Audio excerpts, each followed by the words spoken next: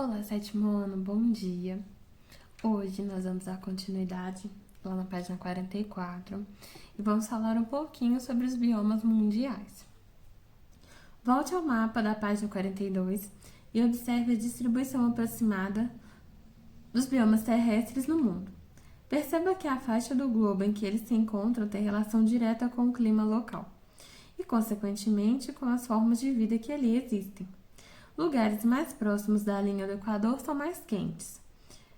Porém, à medida que aumenta a distância em relação à linha do Equador, os territórios passam a apresentar temperaturas mais baixas até atingir extremos frios, como nos polos. A seguir, vamos destacar alguns biomas mundiais. Primeiro, vamos começar com a tundra. A tundra é um bioma de relevo plano e com pouca vegetação. Em geral, não existem árvores. Durante boa parte do ano, o solo abaixo da superfície fica congelado, mas no verão a camada superior de gelo derrete e permite o surgimento de ervas floridas e gramíneas que atraem animais em busca de alimentos. Agora a taiga. Localiza-se em regiões de verões curtos e úmidos, e invernos rigorosos e longos. A vegetação é predominante composta de pinheiros, também chamados de coníferas.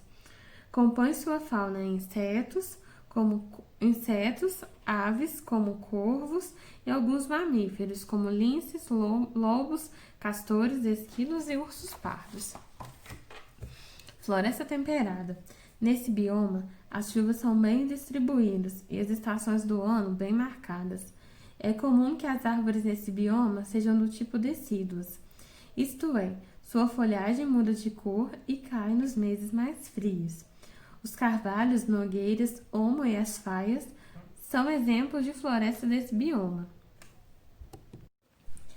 A fauna da floresta temperada apresenta muitas aves, como o falcão peregrino, as corujas, o faição e o pica-pau. Insetos, alguns anfíbios e mamíferos, como várias espécies de veados e coelhos, texugo, javali, urso, lobos e esquilos. Floresta tropical. Esse bioma ocorre em locais onde as temperaturas são altas e a presença constante de chuvas.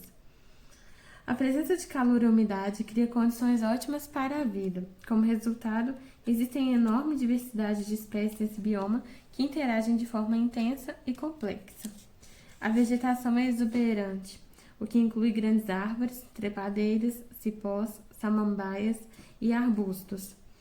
Várias são as espécies de animais, tanto os invertebrados como insetos e aracnídeos, quanto vertebrados como beija-flores, camaleões, sapos, onças pintadas e macacos. Savana. A paisagem é caracterizada por poucas árvores dispersas em campos onde predominam gramíneas. A savana é quente durante todo o dia e sua estação chuvosa é seguida por uma longa estação seca. Durante a seca, muitos animais precisam percorrer longas distâncias para encontrar alimento e água.